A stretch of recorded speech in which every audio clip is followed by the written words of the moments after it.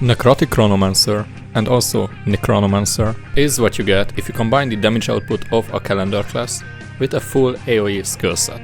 The class crits a lot, so start with luck enhancements, though your best AoE enhancement is actually Health Vamp. As you unlock Forge, you can switch your cape to Vainglory, your helmet to your personal choice of Anima, Vim and Base Forge, and then pick between Arcana and Dauntless, depending on the situation. In general, Dauntless is the strongest enhancement in the game, but a lot of its power comes from the fact that it gives you crit chance and haste, both of which you already have maxed out.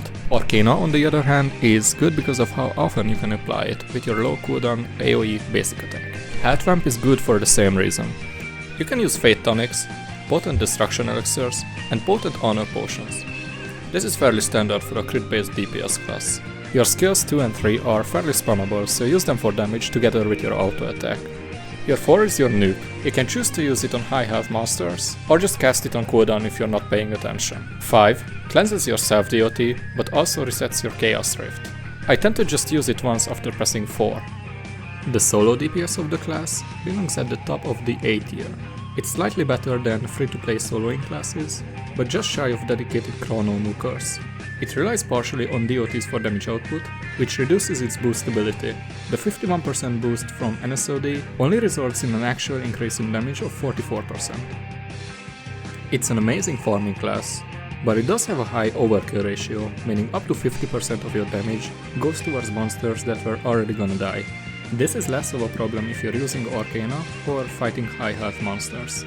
Therefore, use Arcana for low health monsters and Dauntless for higher health ones. You've got a heal and a self-DOT. Honestly, you're not very tanky. You want to kill monsters before they can kill you. You don't interact with party members whatsoever, and DOTs are the only debuff you can apply, not a support class.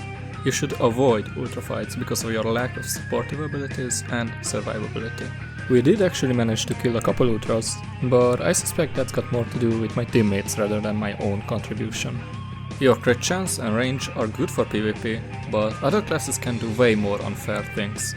Alright, to summarize, NCM is a strong DPS and a top tier farming class. It does cost 6000 ACs though, so you should see if you can get the same performance out of a free-to-play alternative. Unless you have the ACs to spare, that is. Follow my channel for a top 10 farming classes video. Hey though!